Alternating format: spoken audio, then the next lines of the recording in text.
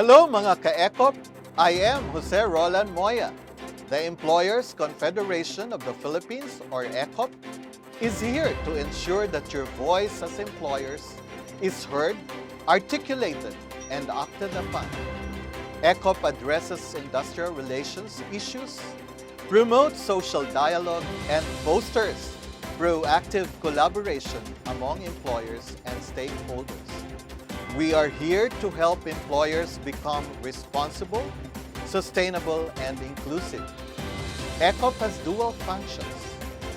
First is its advocacy and lobbying role on labor and social policy issues on behalf of employers before the executive and legislative branches of the government. Second is the delivery of direct services, including training, capacity building, consultancy, provision of information, among others. By the way, huwag po kayong aalis. Manood po tayo sa buong programa. Sagutin ang aming ECOPlus question for the day. I-post ang tamang sagot sa Facebook account ng ECOP at manalo ng premyo. May I introduce to you my co-host in today's episode of our digital TV program featuring the winners of ECOP's Kapatiran sa Industriya or Kapatid Awards 2021, Ms. Rhoda Castro Caliwara, President of Executive Genesis Manpower Services Incorporated, and National President of PALSCON, or Philippine Association of Legitimate Service Contractors. Rhoda, you are not a stranger to the topic of today's episode of ECOP Amplifying Your Voice. Tell us more about your involvement in ECOP's Kapatiran sa Industriya Award 2021. You know, Roland, I'm so proud, I'm so privileged and honored to be part and to be the co-chair ng Kapatiran sa Industriya Committee. Alright, and happy talaga ako that I was also a part ng preliminary screening ng mga entries during the selection.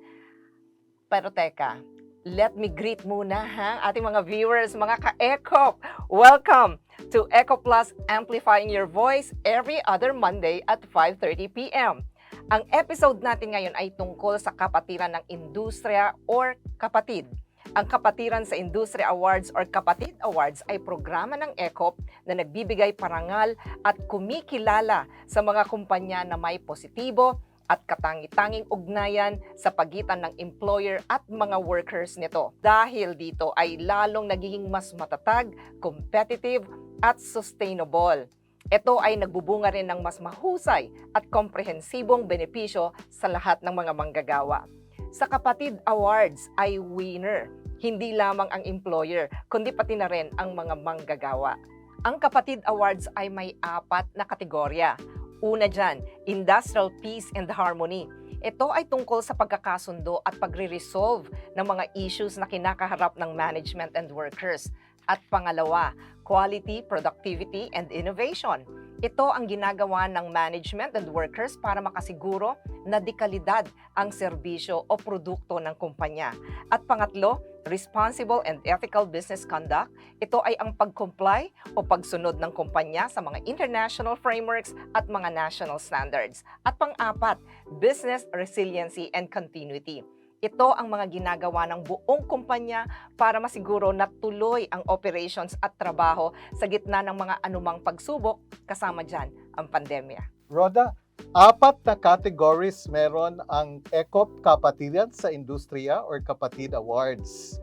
Ito ngayon ang pag-uusapan natin sa episode na ito. We are honored to have with us today no less than the Chief Executive Officers of the companies that won the Kapatid Awards 2021. Ferdinand Ferrer of Grupo EMS, Gareth McGeown of Coca-Cola Philippines, Jakkrit Suwansilp, Mariwasa Siam Ceramics, and Mr. Kais Marzouki, Nestlé Philippines. Let us start the interview of the winners with Mr. Ferrer, Chairman and Chief Executive Officer of Grupo EMS Incorporated, the Grand Kapatid Awardee 2021. Hello, sir. Welcome to ECOPlus, Amplifying Your Voice. Say hello sa mga ka-ECOP na nanunood ngayon. Thank you, Roland and Rhoda, for inviting me to your show, ECOPlus, and to all ECOP attendees, fellow ECOP members, and to all the viewers and listeners. Let me ask the first question, Boss Ferry. What is in it that you have at Grupo EMS that made you the Grand Kapatid Awardee? What kind of reaction did you get from your management and workers? Was it something that they expected? No, thank you, Roland. It was certainly a surprise for our company and to myself, being in the same league or contestants as the companies you mentioned. Right there, it was quite an honor to be in the same field as the multinationals. But I guess and the number of employees that we have over 17,000 at that time. One thing that probably stood out is we were able to harmonize our plans and objectives throughout the population that we have in Grupo EMS, which is in several locations, including Cebu. So I guess that came out. And, you know, when we talk about innovation, it is a standard that when it comes to production, manufacturing, it is a norm that innovation is inherent in that field. But the innovations we implemented was more on the people. The upskilling, upgrading of skills, and that's where we focused in the last few years is upgrading the skills of our people through technology and innovation. And I'd like to thank ECOP and the ILO for their supervisory soft skills training, which did help a lot. We started last year and this year in all our locations. So that one amplified the need for soft skills training. So thank you very much to ECOP and the ILO. How long has the company been in existence, Boss Ferry? You know, Roland, my father started in 2004. So this is our 17th year going on our 18th year. Thank you. How many employees do you have in Cebu, and where is your other factory located? In Cebu, we have close to 8,500 in the Cebu area, both in primarily in the Lapu-Lapu Island. That's one of our single largest concentration of employees. But we do have factories. Our main factory is in Laguna Technopark in Binyan, Laguna. Then we have factories in Cavite and offices in Makati and also in Batangas. Right? It's quite spread out currently. As of October, we breached the 18,900 employees. Ano po ang mga produkto ng Grupo EMS? We actually do not have a product of our own. We assemble and manufacture products for foreign companies and foreign investors locally based in the Philippines. But as of 5-6 years ago, we started building also for companies whose location are overseas, like in the UK, in England, the United States, Israel. So we build their products here in the Philippines for direct export to their countries. Also Japan, by the way. But predominantly, we are a subcontractor to several multinationals, mostly foreign-owned multinationals. Thank you. Hi Perry, this is Rhoda and congratulations to Grupo EMS for being awarded as the Grand Champion dun sa ating Kapatid Award. Congratulations. Perry, they say that a company is successful, considered successful, when a company is making money, of course, di ba? When your company is profitable and liquid, and when your company is growing exponentially, or when you have the ability to keep control of the business for yourself or your children. For you, what makes a company successful? And if I may also make a follow-up question, how do you create a culture around them? That's quite difficult, Rhoda. Our company, when it was founded by my father, it wasn't because to make money. It was because back in 2003, when the concept was being generated and thought about, there were manufacturing in the Philippines that was exiting to China. China back then in 2003 was inexpensive and was starting their manufacturing. And likewise here in the Philippines, there were companies, especially in the electronics industry, were thinking of moving their factory into China. And my father said, it cannot happen that way. The Philippines can be competitive to whoever it may be. So I got that phone call. I remember I was in Boston, that phone call. I said, Perry, come here. We need to start a company for the Philippines, for the Filipino workers. And that's how it all started. So going to your question, for me and our family, a successful company is when you continue to employ and upgrade the skills of Filipino workers. And so that is the main part and our objective of our company. That is why it's very critical, at least for me, to look at the employment generation that we are creating and also the indirect jobs. Being liquid is definitely part. We couldn't grow if we are not cash positive. So the management of Grupo EMS focuses a lot on growth and how we can bring in technology into the Philippines. So a successful company is when you continue to grow and when your employees continue to grow with you, not just in headcount, but also in skills. So we have a lot of internal movement upwards. I'm talking about upward movement of our employees. And that one, we're really proud when we see an operator back 12, 15 years ago that is currently a manager now.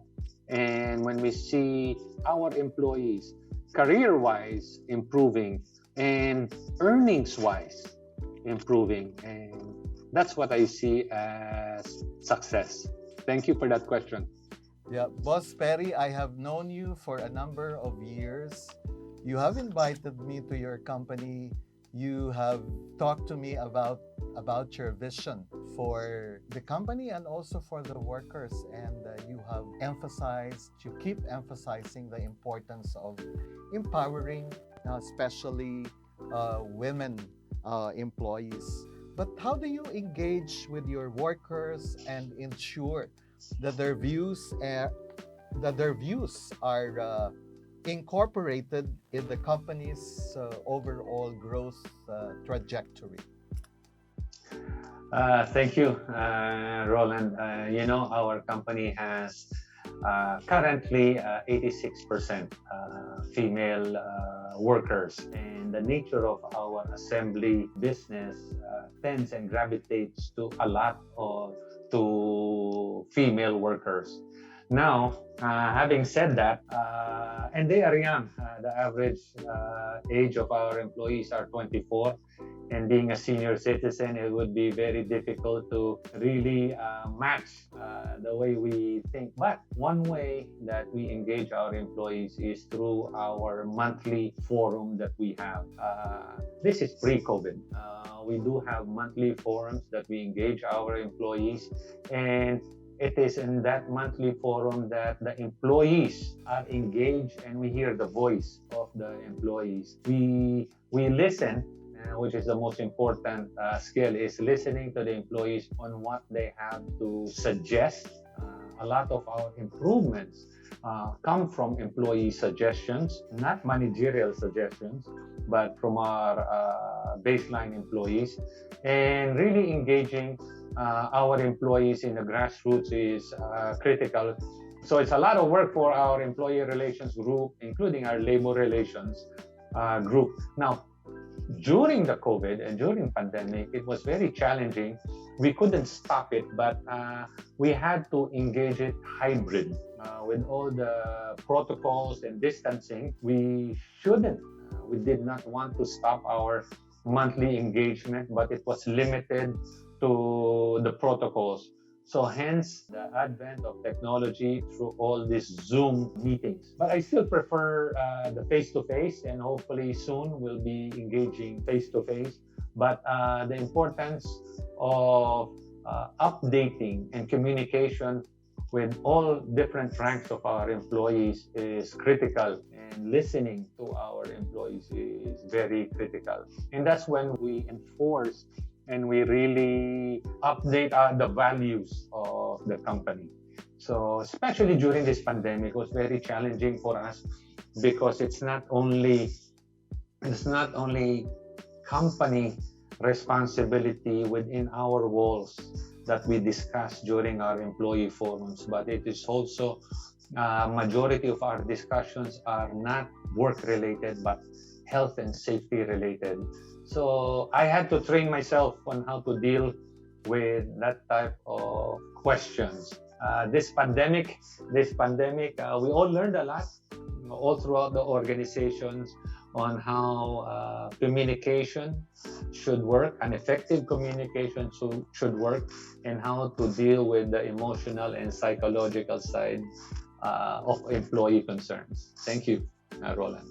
Boss Perry, libo-libo yung mga manggagawa nyo sa grupo EMS. Moving forward, under the new normal, ano ba ang nakikita mong magiging bagong anyo ng komunikasyon at pakikipag-ugnayan sa mga, lalo na yung mga rank and file employees at saka yung mga production, yung mga manggagawa na nasa production line? That is, Roland, that one is, we're still cooking that. It is in our pot. As you know, we've heard a lot of digitalization. We've heard a lot of Industry 4.0. We've heard a lot about automation. And it is really, the implementation is certainly accelerating. But in our group, my objective is when we hit the 20,000 marker and implement Industry 4.0 or the fourth industrial revolution, I have no intention of laying off or making our workers redundant. It is an opportunity for us here at the Grupo EMS to upgrade the skills using digitalization and technology, upgrade the skills of our employees in using data to our advantage.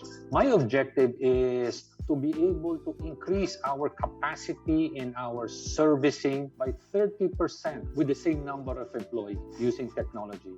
So an operator using technology can be in addition 30% more efficient in what he or she is doing, including multitasking.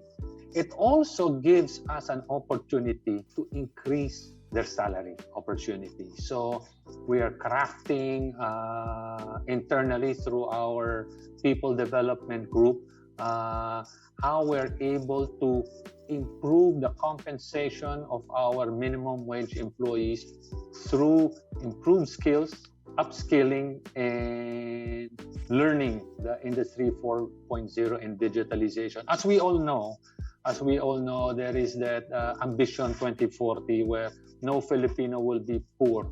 And we want to be one of the companies who can contribute to that Ambition 2040. And our minimum wage workers hopefully can earn more because of the skills they acquire through technology. So that is our plan, Rol. It's an ambitious plan.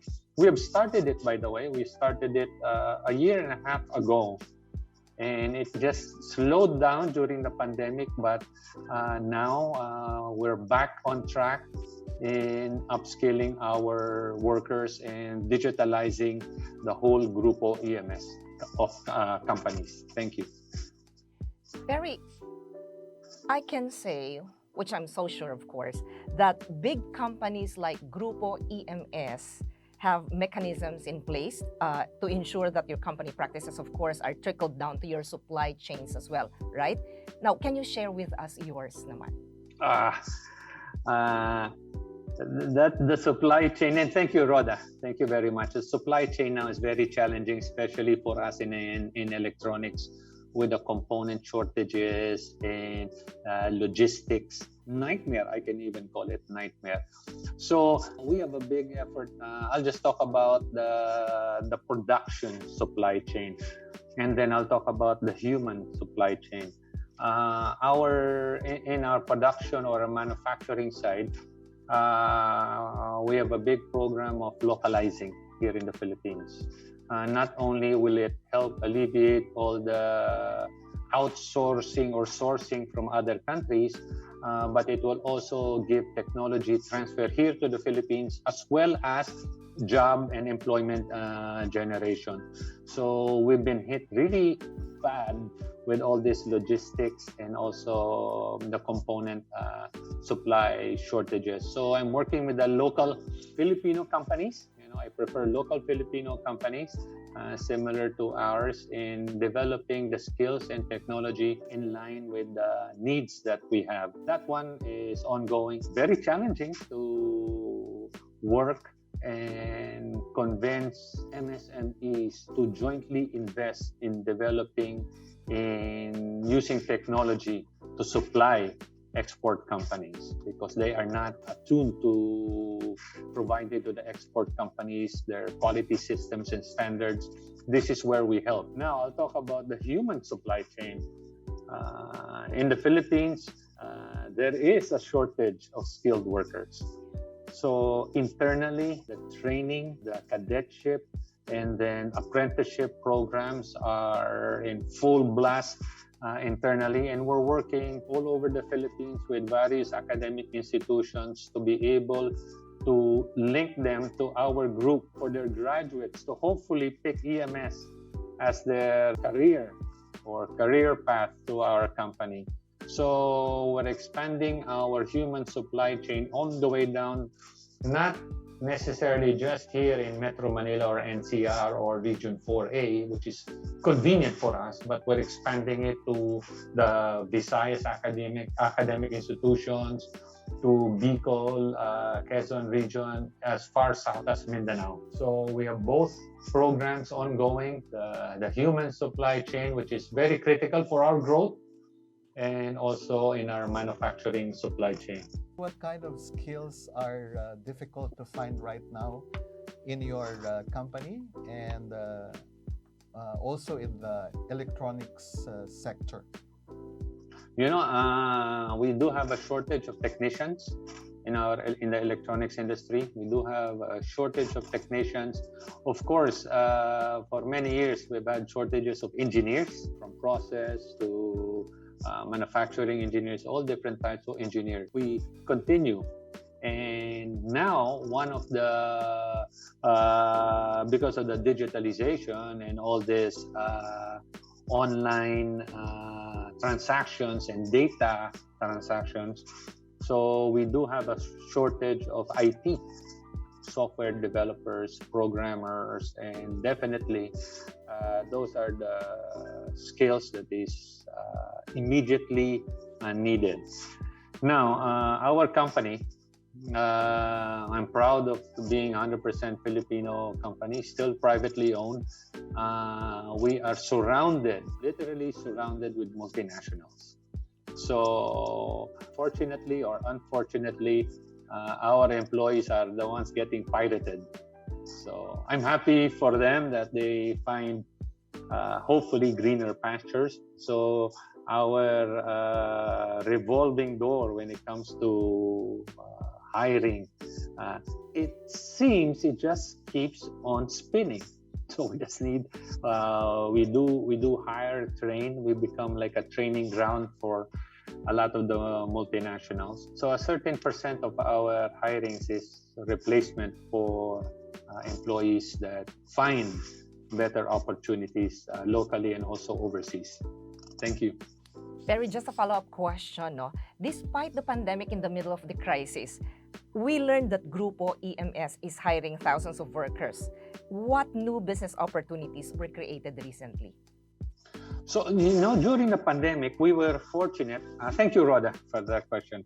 During the pandemic, we were fortunate. The electronics and the export, we're an export-oriented industry, and it was exempted.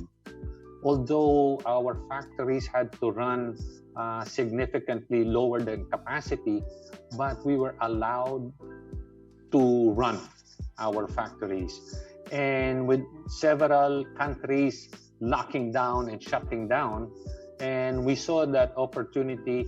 If we kept our factory running, if we kept, I believe we had like 400 or 500 employees living in our premises or very nearby, it was attractive for our customers that our company was still operating. And that's probably one of the factors that we grew despite the pandemic. But it gave us also challenges because of the restrictions on the capacity that we could operate. We started with below 50%.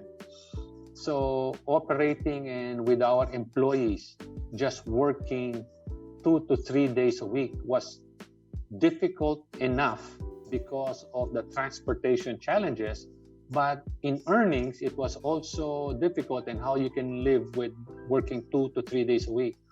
So the rotation of our employees of who could work and who could replace you, that's where the multi-skilling and the training. Even during the pandemic, we were training employees to be multi-skilled or multi-skilled, 3 or 4 skills. So the advantage of that is you can really rotate the employees and give them an opportunity to earn. So it was our number one. It was our number one objective during the lockdowns and the shutdowns, is to give opportunities to all our workers to be able to earn and not rely on ayuda. So the attraction of our customers, because we were operating, it gave us a leg up from the international competitors that our company, Grupo EMS, did not shut down. We were still operating. So that's why we hired more people. And we continue to hire, by the way. Yeah, Boss Perry, your parting words as this year's Grand Kapatid Award winner. No, thank you, Roland, and thank you, Rhoda. It's still amazing and it's still unbelievable about receiving the Grand Kapatid Awards. It is a testimony. I only received it in behalf of our employees. And it is a testament and a validation that somehow our plans, values, more important, is working. Values are the underlying foundation of a company. Comparing it to people, values is the blood that runs throughout the organization, throughout our body. So the blood should be in good quality, in good shape for all the functions of our body and our company to work. And that is evident with our employees. The Grand Kapatid Award is for all the Grupo EMS employees and all the hardworking employees, and for all the contribution and for having one goal in mind. And our SDG program is throughout the organization, and it is one program that we matched with our values and feel ongoing. Again, thank you very much to ECOP, and thank you. It's still unbelievable that trophy, the award is something. In fact, I have it in my office, and every morning I see it. Then we passed it around to different departments. Maraming salamat, ECOP, and maraming salamat, Rhoda and Roland, for giving me this opportunity and for recognizing our company as the Grand Kapatid Award winner. Maraming salamat and mabuhay. Thank you for a very fruitful discussion, Mr. Perry Ferrer. Now for our next guest, Mr. Gareth McGeown, the President of Coca-Cola Philippines, winner of the Business Resiliency and Continuity category. Hello, Mr. McGeown. Welcome to ECOPlus, Amplifying Your Voice. Please say hello to our viewers. Firstly, allow me to say thank you for allowing me to be part of this program and to represent all the amazing men and women of CCBPI. The first question is the award a confirmation of something that the company has been doing well and good? You know, we're truly honored and humbled by this recognition from ECOP. It affirms everything that we've been doing and have consistently been trying to do with our people first commitment. I think more importantly, it's also a testament to the hard work and passion and the spirit and strength of all our amazing associates. You know, when the pandemic hit in 2020, all our systems, protocols, and processes were really challenged. You know, not only in Philippines, but all across the globe, there was no playbook to follow. But every single decision we made and continue to make is anchored on making sure our people are safe and well and protected. Did it help that the company has a business continuity plan, or BCP? You know, it's a great question. Our priority has always been to protect and support our people, our partners, and more importantly, the communities that we serve, and in that order. Because we know the health of our business is a certainty when our people know and feel that the company is doing what it can to protect its own, our BCPs are a result of our people-first commitment to protect the business as if it was their own. Every single aspect of our business was put to the test during the COVID crisis and continues to be. But I guess the agility of our people has enabled us to pivot our strategies and come out even stronger. Our ability to adapt and change our way of working has really shined through, and I'm really proud of all we've been able to achieve with our customers, with our people, and with the communities that we operate in. What assistance did you extend to your employees, the micro, small, and medium enterprises in your supply chain and the community where your company operates to alleviate their plight from the unprecedented economic and health repercussions of the COVID-19 pandemic? You know, it's a really important question and something I'm personally really proud of. In 2020, we immediately reallocated 150 million pesos of the advertising budget from the Coca-Cola company for COVID-19 relief. This money went towards PPE for frontline workers, beverage support for our frontline agencies and affected communities, and food packs for the most vulnerable groups in our communities. Integral also to our value chain is over 5,000 partners, delivery partners, wholesalers, distributors across the total Philippines, all of whom help the company ensure that essential hydration needs are available in all the local communities we proudly serve, especially when strict quarantine measures are imposed and the mobility was limited. These partners consisted of and considered as many small enterprises have themselves been beset by numerous challenges during the lockdown: tight cash flow, crippled operation, and manpower shortages, just to name a few. We provide immediate assistance in the form of incentives, credit policies, totaling around 1 billion pesos of credit and around 36 million peso in incentives so far. And we've also subsidized PPEs for those that needed it in our supply chain. How do you see the company in terms of economic performance and job generation in the coming months and even years? You know, it's an important question. We're here 109 years.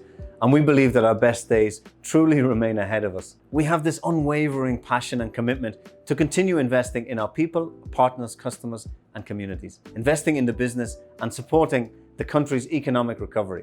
The small medium enterprise is super important in the Philippines, and we believe that our job as a large beverage company in the FMCG space allows us an opportunity that many people don't have to help regenerate and re-motivate and re-energize that business and help people move forward. And our biggest achievement thus far, we did not let anybody go from our business because of COVID-19 and the effects it's had all across the Philippines. In fact, in 2020, we recommitted to the Philippines with investments of over $95 million focused on increasing production capacity all across the Philippines, but specifically in the Mindanao region by around 30%, with world-class manufacturing lines in Davao del Sur, Misamis Oriental, and even in Zamboanga plants. Now in 2021, we continued this investment with $63 million of local investments right here. Now part of this went to the installation of new lines in some of our mega plants like Santa Rosa down the road and Canlubang to help increase our manufacturing capacity and better serve areas such as the Greater Manila area and South Luzon. We've also had new sites opening like Manila Distribution Center, Malabon Distribution Center, and a Mega Manila hub just outside Tondo. We've also reaffirmed our commitment to sustainability with a 2.3 billion peso multi-phase project with globally renowned green solutions company Indorama Ventures. Now this is a state-of-the-art bottle-to-bottle recycling facility rising in General Trias, Cavite that will employ world-class technologies, green technologies, to enable us to produce sustainable packaging and promote a circular economy. Now this is set to be completed around Q1 2022, and we've actually been granted pioneer status by the Board of Investments in 2020. This will equate to around 200 new jobs for Filipinos, but also help us on our efforts to make sure our products are sustainable and we take out as much plastic as we put in. From what the company went through during the pandemic, was there a silver lining, or were there also some opportunities that came? You know, as you reflect, it's kind of hard to see some of the opportunities and some of the things we've been able to change when you're in the middle of a crisis. But as you look back, I guess, yeah, there are many things that we should look back and be proud of and happy of. And what made it possible for the whole organization to emerge from the challenges of the last nearly 2 years now was the strength, dedication, and I'd say generosity and spirit of our associates and their families. What we're most proud of is weathering the past year, that all 10,000 of us at CCBPI looked after one another. Nobody wanted to let each other down. Everyone wanted to help each other and everyone wanted to have each other's backs. Every single person in the company was committed to their work, to their colleagues, and to make sure that our business and our customers and our communities came out as a stronger organization, I guess, as one Coca-Cola family. You know, everyone has been tested over the last 2 years, but I'm confident that we will emerge as an even stronger organization and the Philippines will emerge as an even stronger country, and that our best days truly remain ahead of us. Again, thank you for allowing me to tell the story and represent the amazing 10,000 men and women of Coca-Cola Beverages Philippines. And while we're 109 years young, I feel we're just getting warmed up. Thank you for the opportunity, ECOP. I'm looking forward to even stronger partnerships with you and all your members as we move forward. Take care, stay safe, and ingat. Thank you for the interesting conversation, Mr. McGeown. Our next guest is Mr. Jakkrit Suwansilp, President of Mariwasa Siam Ceramics, winner of the Quality, Productivity, and Innovation category of the Kapatid Award 2021. Hello, sir. Please welcome to ECOPlus Amplifying Your Voice. Please say hello to the viewers of ECOPlus Amplifying Your Voice. Hello, and then I also excited actually today to have an interview to share my experience regarding the Kapatid Award. How did you and your employees feel about the award? Is it a confirmation of something which your company has been working on? Yes. Everyone in the company is so proud of the award, of the special citation on the quality, productivity, and innovation from ECOP Kapatid Award. This one also will be like our teamwork. We committed to our culture of the 4C. We have like a 4C is a common goal, commitment, collaboration, and communication. And also now we also implement for the way of work. And despite of many challenges that we have been through for past year with the COVID pandemic, but with our BCM, with our team spirit. So I think we can moving on. Be very proud to get this award together with our 55-year anniversary. So now everyone in the company is really happy for that. And then this one also will make us more to work more harder, and then to grow more further and another step. So thank you very much for ECOP for this special citation award. Thank you very much. Yeah, Mr. Jakkrit, the designs of your products, are they made by Filipinos? Yes, of course. This is the Philippine-made product. And actually last year, we also work with DTI, and then now we also get approval from DTI to use we call O logo. That now the O logo also put beside our carton.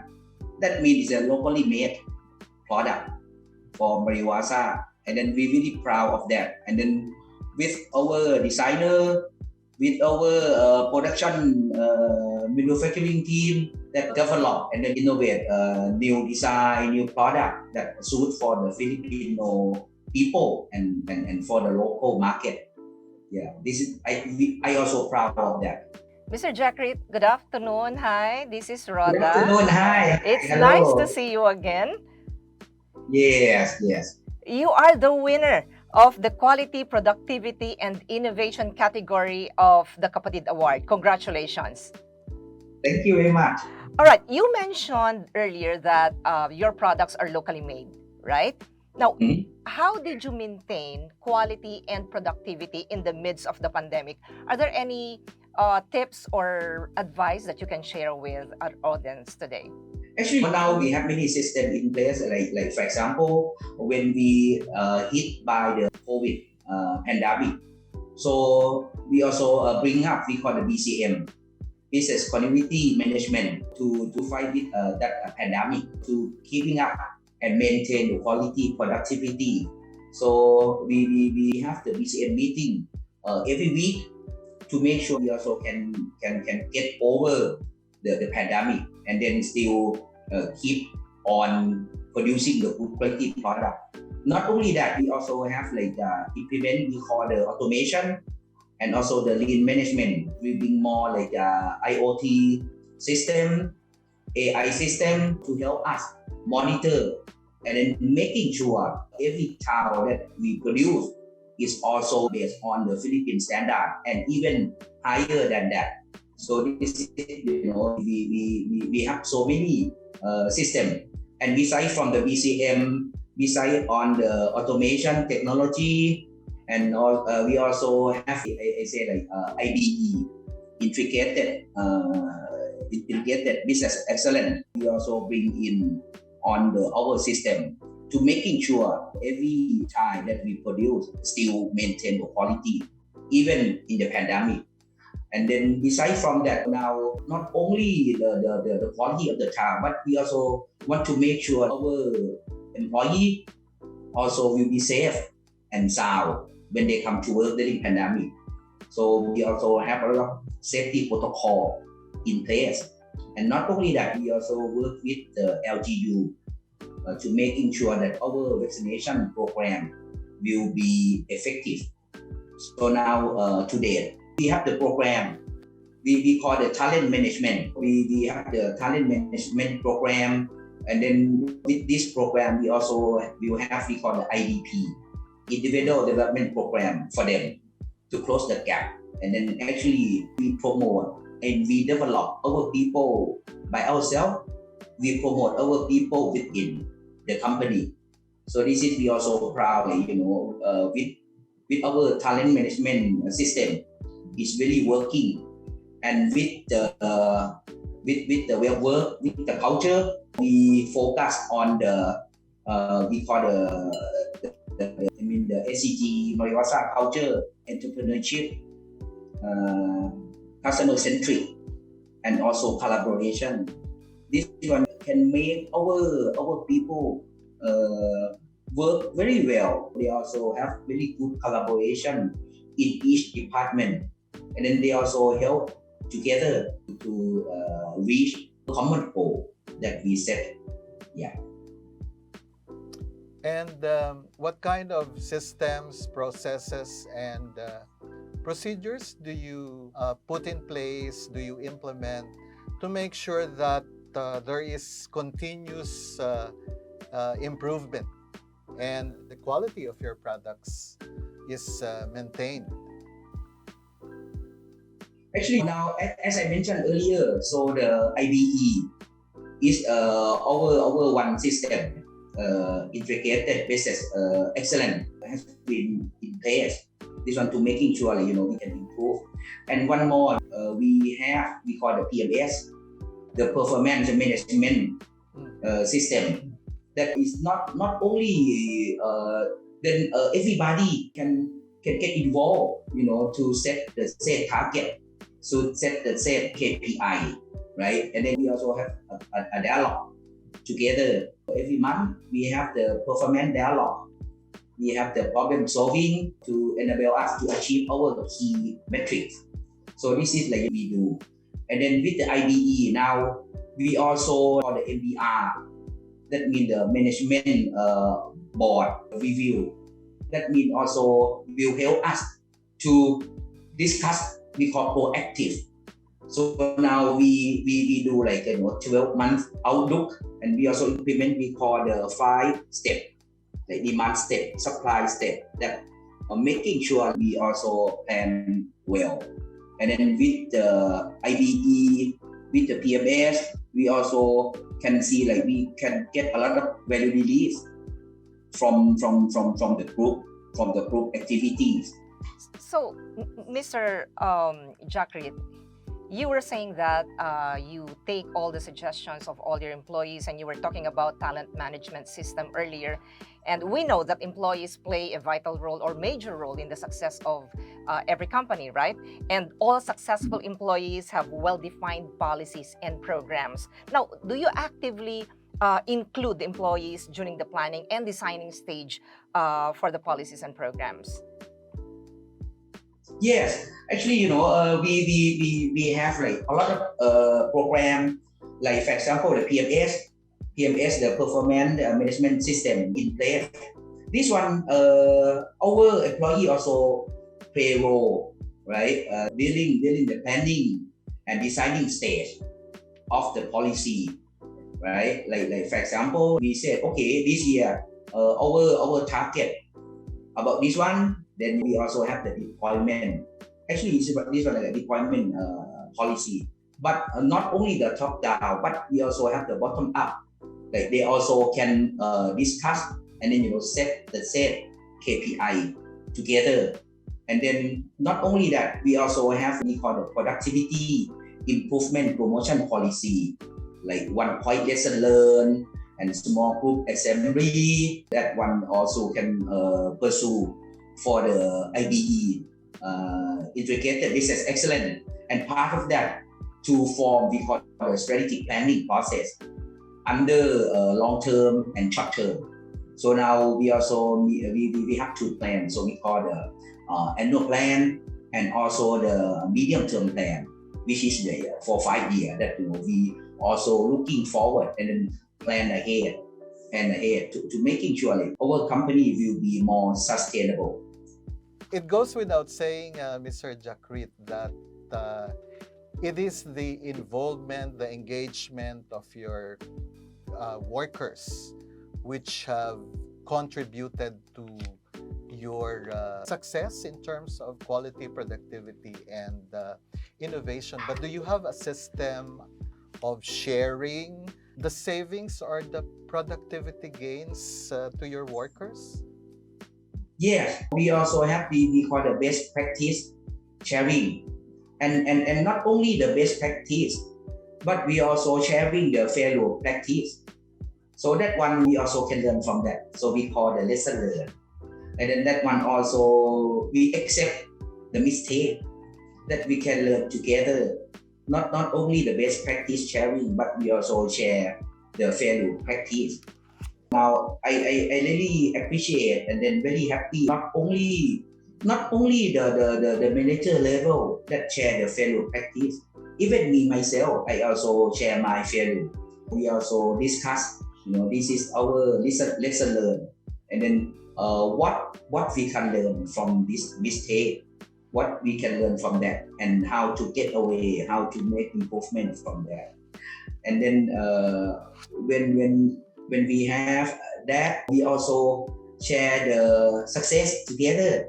And then now I can say that without the team spirit, without the teamwork, without the good people, without the good employees, so the company cannot sustain. Thank you, Mr. Jakkrit, for sharing your time.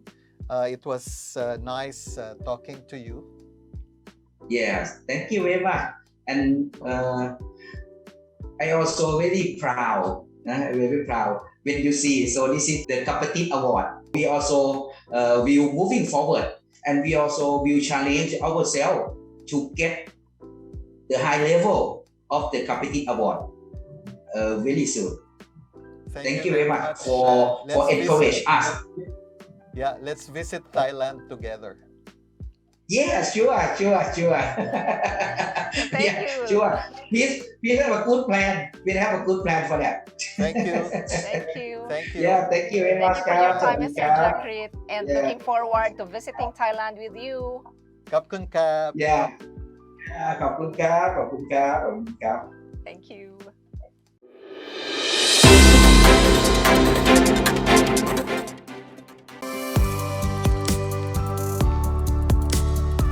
I joined ECOP because I wanted to be part of a network that advances and promotes responsible business operations and that works hand in hand with the employer, government agencies, and the labor groups in order to come up with a fair and balanced policies and legislations. I like the exclusive access to training and workshop and to publication and reports covering various topics of interest, and of course the research that ECOP has done for many years. As an ECOP member, I gained exposure in several conferences here and abroad, especially in Geneva, Switzerland, attending the international level conference that helped upgrade our knowledge in business, policies, and best practices.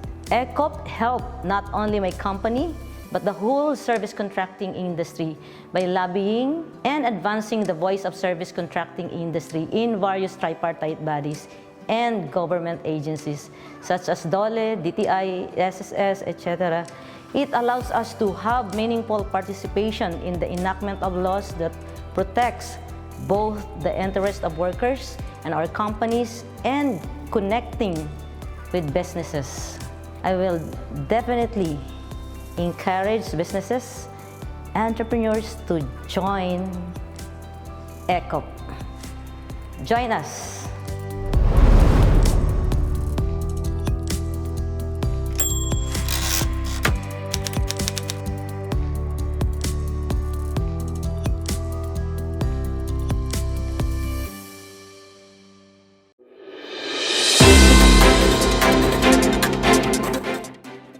And we're back. Welcome to ECOPlus, Amplifying Your Voice. I am Jose Roland Moya, and let me introduce our next guest, the President of Nestlé Philippines, Mr. Marzouki. Nestlé Philippines won the Responsible and Ethical Business Conduct category of Kapatid Awards 2021. Welcome, Mr. Marzouki. Thank you very much. It's a pleasure being with you today. Why don't you greet the viewers of ECOPlus, Amplifying Your Voice? So first of all, just a big thank you, obviously, to the Employers Confederation of the Philippines for this invitation and to this program called ECOPlus, Amplifying Your Voice. And I think it's an honor to join different members of the industry and to discuss with you how we can conduct ethical business in the Philippines. Thank you. Hi, Mr. Marzouki. My name is Rhoda. Hello, Rhoda. Welcome to the show. Thank you. All right. Mr. Marzouki, congratulations to Nestlé for winning the Responsible and Ethical Business Conduct category of the Kapatid Award. Thank you very much. It's a great privilege indeed. Let me get straight to the question. All right. For you, what is responsible and ethical business conduct? For Nestlé in general, and also for Nestlé Philippines, we look at it like a pyramid, if you want, of different states. And I think the very basis of conducting ethical and responsible business is compliance. So our policies, our practices, are of course all aligned with regulation, and we base everything we do on these policies. And if by chance our Nestlé internal policies are different from local legislation, we will always follow whatever is a stricter guideline. Based on that, we put also an entire government system in place that incorporates regular audits, including ISO, occupational safety and health. We have a global care program, and we have our local accord audit program for third party and providers. So basically, we have an entire way of working and system to ensure that we are compliant. That is the basis and the root of everything. But beyond that, I think the next step really is once we have these ways of working, is to have also the right mindset of how we do things. Right? And for that, our business conduct is really rooted on our values. And out of these values comes one key value, which is respect. Respect for ourselves, respect for others, respect for diversity, respect for the future. So beyond what we do is also how we do it, and it has to be respect. And last but not least, after the how, comes also the why. And that's why we also think at Nestlé that in order to be successful, we have also to create value, not only for our shareholders, but for society in general. And that's how we conduct responsible and ethical business at Nestlé. All right. So for a company to be responsible and ethical in the conduct of business is compliance. That's the top basic on the list. Mr. Marzouki, how is it different from the philanthropic and charity-driven CSR? Thank you. Thanks for asking that question. Because, at Nestlé Philippines, we call ourselves the Kasambuhay of the Filipinos. So we are the partners in lives. And through that, we try to express that we want to be a force for good in society. And it's not necessarily by just giving, because we believe in the whole concept of creating shared value, meaning to say that along our entire value chain, it's not that we create value and we give the value away. No, together with all the players on our value chain, all the stakeholders, we do create value together and we share the value together. That means that we can only, we believe, flourish if the community around us also flourishes. And that's the key thinking of what creating shared value is. And through that, we have very targeted programs in our communities along the entire value chain that will add value to operations and add value to our communities. Yeah.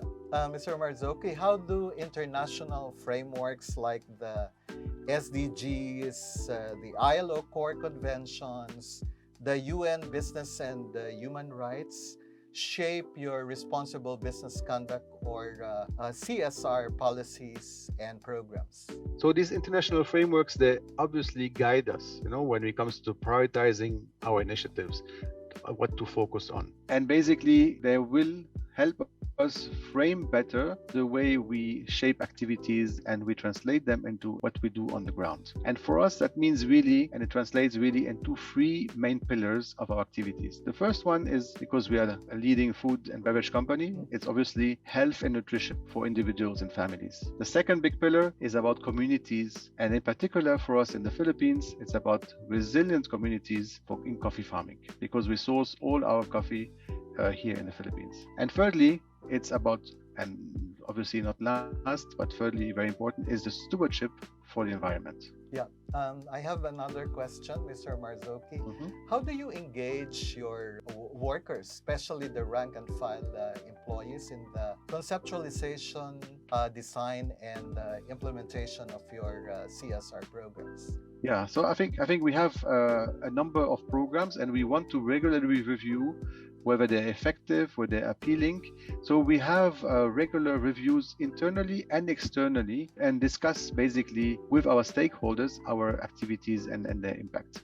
So maybe not as much with our factory workers on a strategic level to define activities, but internally we do review with all and share basically what we do with all our employees. For example, when we went plastic neutral last year in 2020 to 2021, we shared that very widely with through Talakayans across the entire organization, and we saw that there was a lot of support, a lot of interest and pride of our employees to work for a company that cares so much and invests for the environment.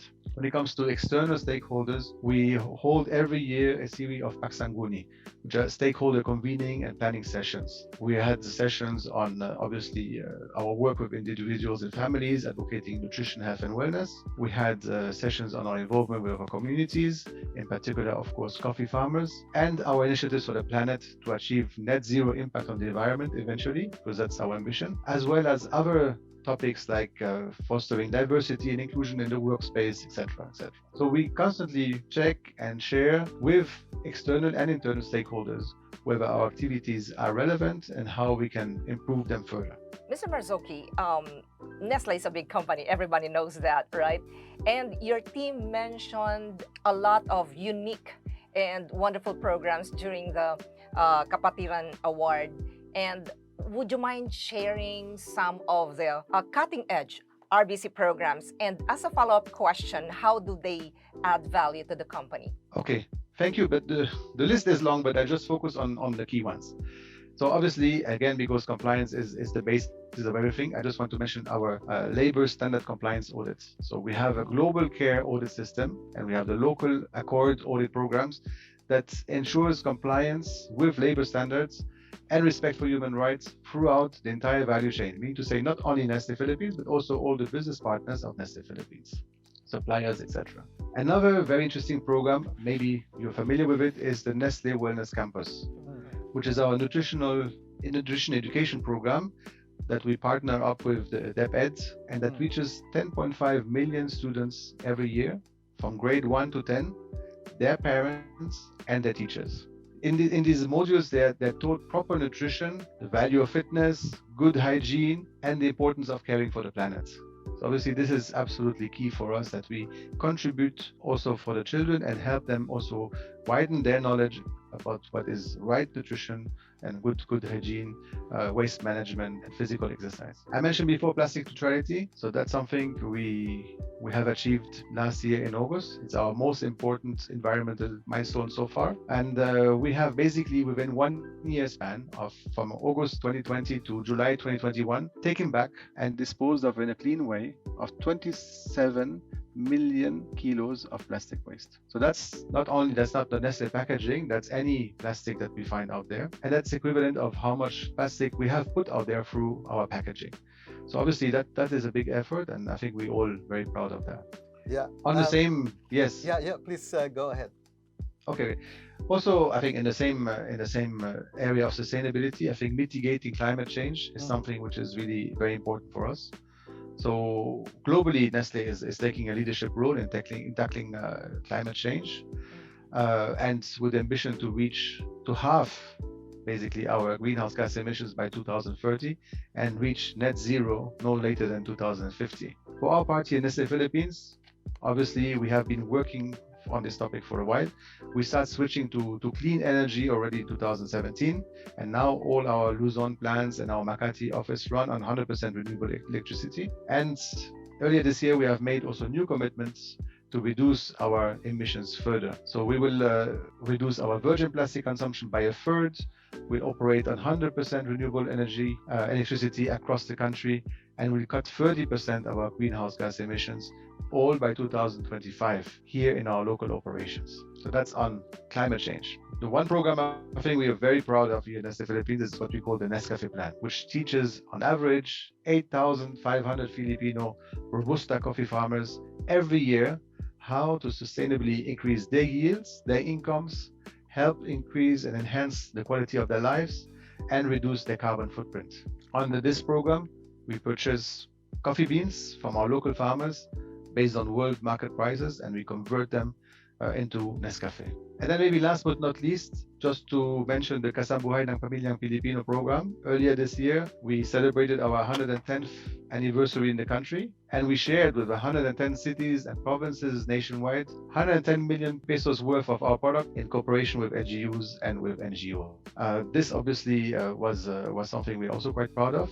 Last year, when we were in the middle of the lockdowns and when COVID as a crisis was very, very, very tough on everybody, we have allocated 500 million pesos on COVID-19 relief efforts. We helped the Philippine Red Cross set up a lab for testing, and we distributed relief packages to 1 million families and frontliners across the country. So this is just a quick snapshot on the key programs and activities we're currently running or we have run in the last couple of years. Your parting words, Mr. Marzouki? So I think, there is a lot to do in society in general. I think it's not the job of government or individuals or companies alone, but I think together we can really make a difference. And that's why we always look for the right partnerships together with the general public, private sector and government. And I'm sure that together we can move mountains and create a better future for all of us. Thank you, Mr. Marzouki, for reintroducing Nestlé to us, and thank you for sharing with us ideas and your insights on how we can be more responsible and ethical in the conduct of our business. Thank you very much. Thank you, sir. Thank you. Thank you very much. My pleasure. Thank you. Let's have a short break for the ECOPlus Amplifying Your Voice Netizens Corner.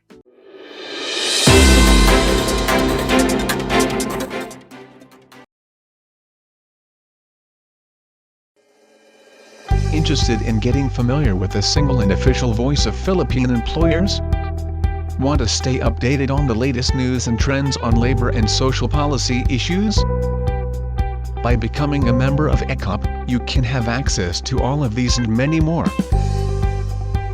Explore the benefits of joining ECOP. ECOP provides its members with a comprehensive range of services that includes training, advocacy, and information through seminars, research publications and networking. The ECOP Help Desk provides assistance to members who may have questions or concerns on issues regarding human resource management, HRM, industrial relations, IR, and occupational safety and health, OSH. Managed and operated internally using ECOP facilities and technical staff, the Help Desk can be easily accessed through multiple platforms. We regularly conduct free webinars to keep our constituents in the business community abreast with the latest and upcoming developments on industrial relations, social policies, and related topics. Aside from free webinars, we offer to members big discounts in our public training programs, seminars, and workshops on IR, HR, OSH, and a lot more. Philippine employers are represented by ECOP in various tripartite bodies. ECOP's participation in congressional hearings and other policy consultations ensures that the voice of employers is articulated, heard and acted upon. As a member, you can network and join events that bring together company representatives to discuss developments and issues on industrial relations and human resources management through our Members' General Meeting, MGM. Aside from this, you can attend, discover ECOP, an interactive forum organized for members and non-members alike to familiarize them with ECOP's advocacies, activities, and programs. An overview of pending labor bills in Congress and proposed policy issuances discussed in the Technical Executive Committee of the Department of Labor and Employment are usually presented. We provide a learning and sharing platform among representatives of our member companies through our ECOP networks. ECOP Networks has 3 fields of specialization which are Industrial Relations and Human Resources, IR/HR, Occupational Safety and Health, OSH, and Corporate Social Responsibility and Responsible Business Conduct, CSR, RBC. As a member company, your management or HR representatives will have the opportunity to receive full overseas technical scholarship on topics such as industrial relations, human resource management, and occupational safety and health organized in Japan. ECOP also organizes the annual National Conference of Employers, where our members enjoy discounts when participating. Lastly, you will enjoy other benefits such as up-to-date, informative e-bulletin and research publications. We provide our members up-to-date and relevant news, studies and statistics gathered from reputable agencies as well as trends and practices directly collected from various industries. Our members can enjoy 50% discount on research publications such as Corporate Compensation Survey and CBA Report. Free conferences, workshops, or seminars by invitation through ECOP special projects. Exclusive access to members-only page in the ECOP website where you can review different project tools, documents, copies of position papers, minutes of committee meeting, and loads of other records. ECOPlus, Amplifying Your Voice is ECOP's digital television program that airs regularly in various social media platforms. The program discusses ECOP's advocacies and programs. It also features interviews with employers, practitioners and policymakers on current, evolving and future workplace issues. Airs twice a month, 5:30 p.m., on our Facebook page and YouTube channel. As our members continue to grow their businesses, ECOP will always continue its mandate of protecting the interest and advocating the welfare of the business community. Discover the many ways you can support your business or enterprise today. Join the Employers Confederation of the Philippines. Your partner. Your advocate. The single and official voice of the Philippine employers on labor and social policy issues.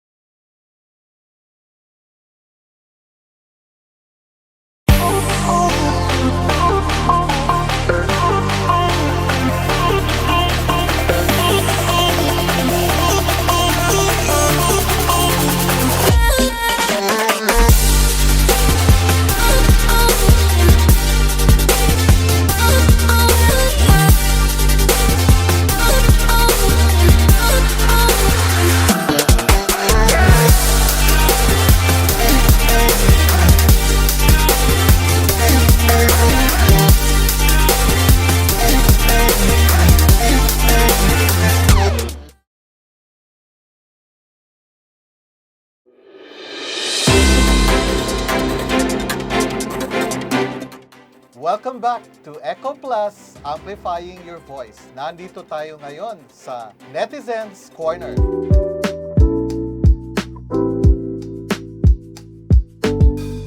Rhoda, let's take a question from ECOP's social media accounts. This question is posted in ECOP's FB page by Melissa. Her question is, magtatayo ako ng isang manpower agency. Ano ba ang mga dapat kong ihanda at anong proseso ang aking pagdadaanan? Rhoda? Let me take that. Okay. Melissa, kagaya ng mga ibang negosyo, hindi lang sa mga kapag gusto mo ng isang manpower agency, okay, or service contracting company, unang-una dyan, itanungin mo ang sarili mo, ano ba ang problema na gusto kong bigyan ng solusyon? Ang ibig sabihin nun, ano ang purpose mo? Bakit ka magtatayo ng isang manpower agency? Diba? Well, ang isang kasing manpower agency or ang mga service contracting na industriya or negosyo ay nagbibigay ng solusyon sa mga kumpanya para makapagbigay yung tinatawag nila na business flexibility. Okay? Anyway, ang pag-uusapan natin yung mga requirements. Unang-una dyan, dapat meron kang yung tinatawag na registration from the Department of Labor and Employment na tinatawag na DO-174. At syempre, not to mention yung mga ibang mga permits, ibang mga licenses, kagaya na lang ng mayor's permit, barangay clearance, at kung ano-ano pa. Pero ang importante dyan, yung DO-174 na registration. At may mga requirements na naman doon para kailangan mong i-comply. Kagaya na lang ng capitalization. Merong minimum requirement yon. Yeah, take that from the President of the Philippine Association of Legitimate Service Contractors. Sana, Melissa, ay nasagot ni Rhoda ang iyong katanungan. For our netizens, kanina binanggit namin about the ECOPlus question for the day na aabangan para manalo ng premyo.